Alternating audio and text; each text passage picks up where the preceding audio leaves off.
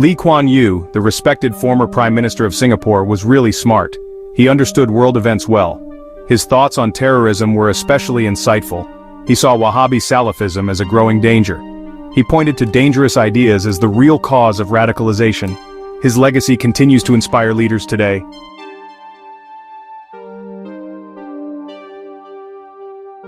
Lee Kuan Yew was deeply worried about the spread of Wahhabi Salafism and its effect on Muslim communities everywhere.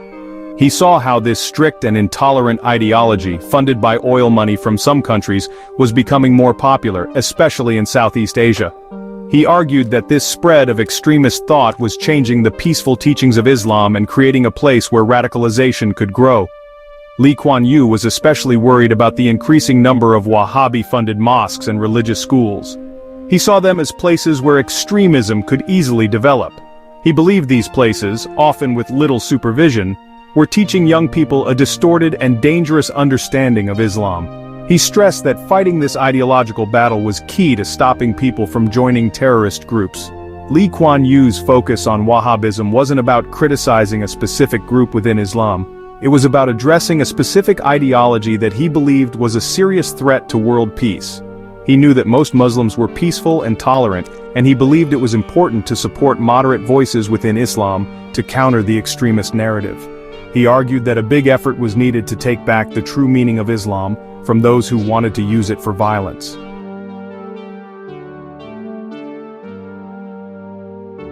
Lee Kuan Yew's approach to fighting terrorism went beyond just military action and intelligence gathering.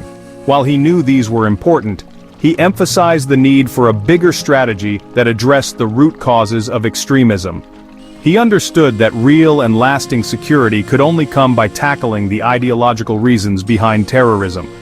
A key part of Lee Kuan Yew's vision was to fight extremist messages with messages of moderation and tolerance.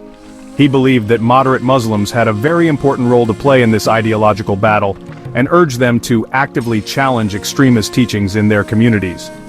He called for a combined effort to promote interfaith dialogue and understanding, highlighting the importance of building bridges of communication and respect between different religious groups. Lee Kuan Yew also knew the role that education and economic opportunity played in preventing radicalization. He argued that giving young people a good education and a path to a better future was essential to keep them away from extremist ideologies. He believed that by investing in people and creating societies that were both successful and fair, nations could effectively reduce the appeal of terrorism.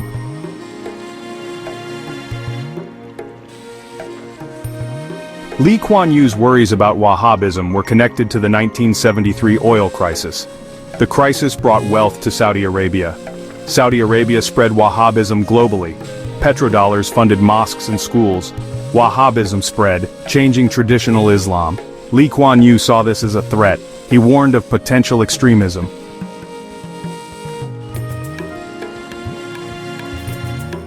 Section 2. The Rise of Wahhabism, a Historical Perspective. To understand Lee Kuan Yew's worries, we must look at Wahhabism's history. Wahhabism began in the 1700s, aiming to purify Islam. It sought a literal understanding of the Quran and Sunnah. Wahhabism allied with the House of Saud, gaining power. This alliance helped both sides. The House of Saud provided support, and Wahhabi leaders endorsed their rule. Wahhabism mostly stayed in the Arabian Peninsula. Oil wealth in the 1900s spread Wahhabism globally. The petrodollar-fueled spread coincided with an Islamic revival. Wahhabism's strict adherence appealed to some Muslims. However, its intolerance caused divisions within Muslim communities.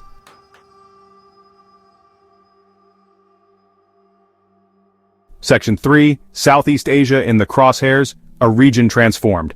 Southeast Asia, with its large and diverse Muslim population, became a main target for Wahhabism.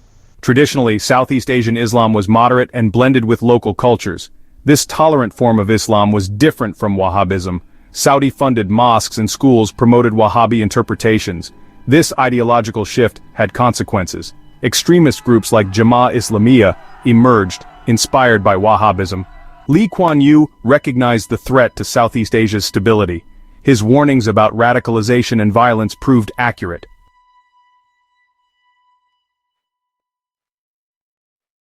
Section 1. Beyond the Worker Bees. Lee Kuan Yew's analysis of terrorism went beyond the immediate danger of individual terrorists. He used the example of queen bees and worker bees to make his point. The worker bees were the foot soldiers of terrorism, carrying out attacks. The real danger was the queen bees preachers and ideologues spreading extremist ideas. Lee Kuan Yew's analogy was a call to action, needing more than military power.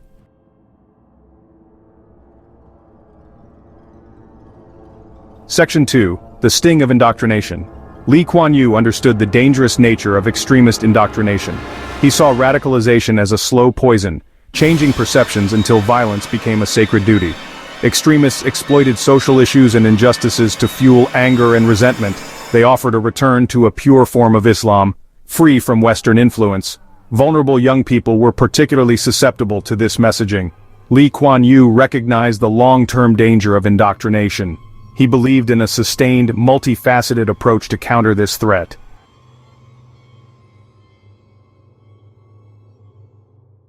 Section 3. Countering the Queen Bees. Lee Kuan Yew knew that fighting the queen bees required a multi-pronged approach. He emphasized confronting the ideological battleground where extremism thrived. He called for closer looks at religious institutions to ensure they weren't spreading extremist ideologies. Promoting moderate voices within Islam was crucial. Education was key in protecting young minds. He stressed critical thinking, media literacy, and interfaith dialogue. Addressing social and economic factors was also vital. Lee Kuan Yew's insights remain relevant today.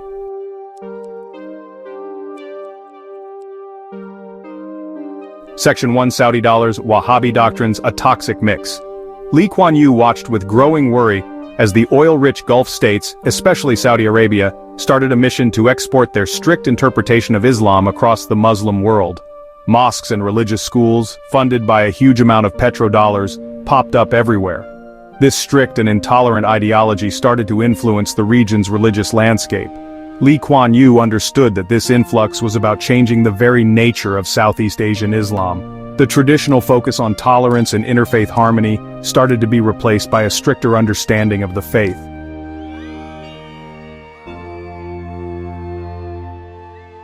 Section 2. From Moderate to Militant. The Transformation of Southeast Asian Islam. Islam in Southeast Asia had always been known for its adaptability.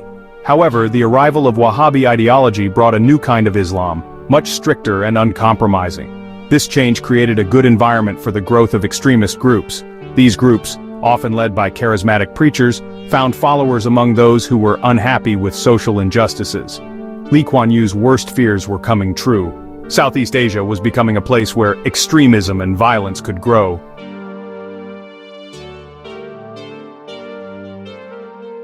Section 3. Breeding grounds for extremism, madrasas, and the manufacturing of zeal. Some religious schools, especially those connected to Wahhabi institutions, became places where extremism could grow.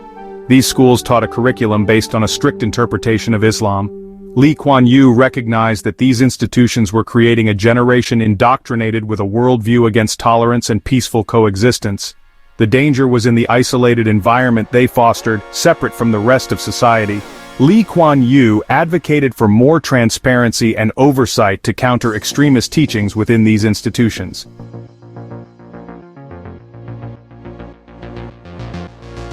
Section 4. The rise of the militant JI/ISIS and the face of Southeast Asian terror.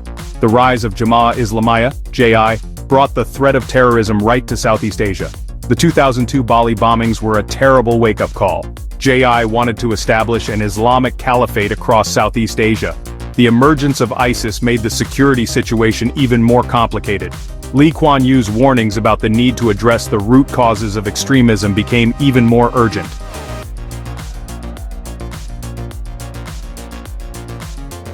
The metastasis of extremism, from JI to ISIS and beyond. Even with setbacks, the extremist threat in Southeast Asia has continued. The rise of ISIS gave new life to the global jihadist movement. Southeast Asian fighters returning from the Middle East posed a serious threat. ISIS's ideology inspired a new generation of homegrown terrorists. Lee Kuan Yew's warnings about a multifaceted approach to counter-terrorism have become even more important.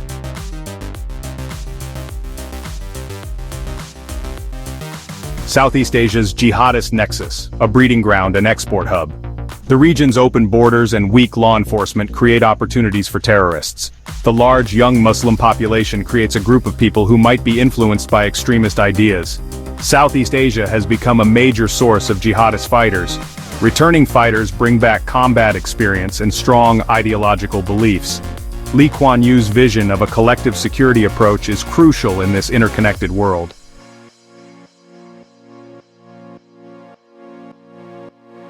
The online caliphate amplifying hate, recruiting hearts and minds.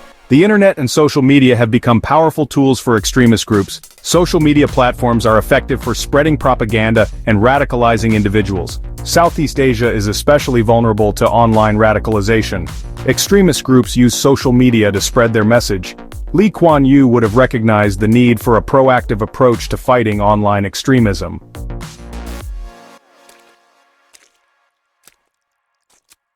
Guardians of the Faith, the front line against extremism.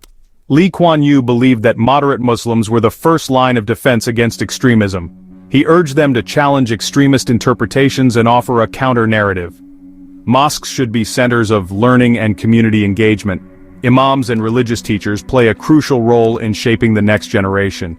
Lee Kuan Yew's call to action was for moderate Muslims to reclaim their faith.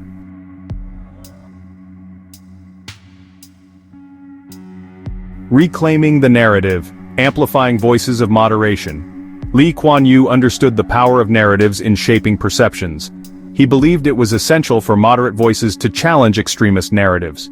Governments should provide platforms for moderate Muslim leaders. The media should offer a balanced portrayal of Islam. Changing hearts and minds takes patience and perseverance.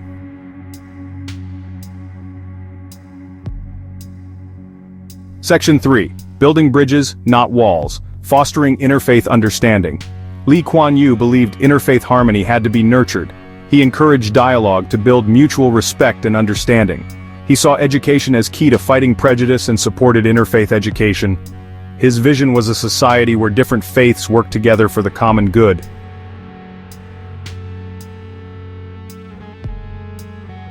Section 1. The enduring legacy of a visionary leader. Lee Kuan Yew's insights into the nature of extremism and the strategies needed to combat it are still important today. He understood that terrorism wasn't just a security challenge, but a complex social problem with deep ideological roots. His focus on addressing the root causes of extremism, promoting moderate voices within Islam, and fostering interfaith understanding continues to influence policymakers and security experts worldwide. Lee Kuan Yew's legacy goes far beyond Singapore.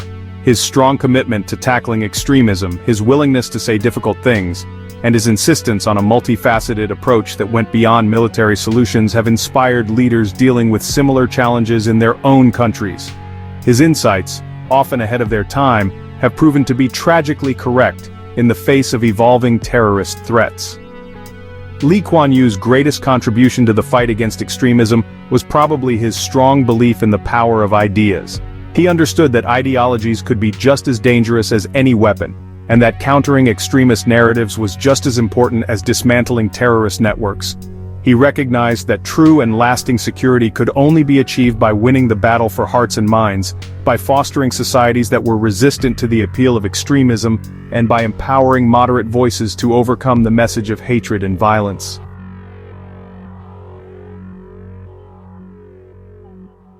Section 2. A global imperative confronting extremism at its roots. The threat of extremism has become more widespread and complex since Lee Kuan Yew's death. The rise of new terrorist groups, the spread of online propaganda, and the exploitation of social and political grievances by extremists have created a dangerous and unpredictable security environment. The lessons Lee Kuan Yew taught, however, are still very relevant, serving as a guide for navigating this complex and challenging landscape. Confronting extremism at its roots requires a comprehensive and ongoing effort that goes beyond traditional security measures. It demands addressing the underlying conditions that make individuals vulnerable to radicalization, such as poverty, inequality, discrimination, and lack of opportunity. It requires investing in education systems that promote critical thinking, tolerance, and interfaith understanding, giving young people the tools to resist extremist ideologies. Combating extremism also requires addressing its online presence. The internet has become a place where hate speech, recruitment, and radicalization can easily happen, requiring a joint effort from governments, technology companies, and civil society organizations to counter extremist narratives online, promote media literacy, and create a safer and more inclusive online environment.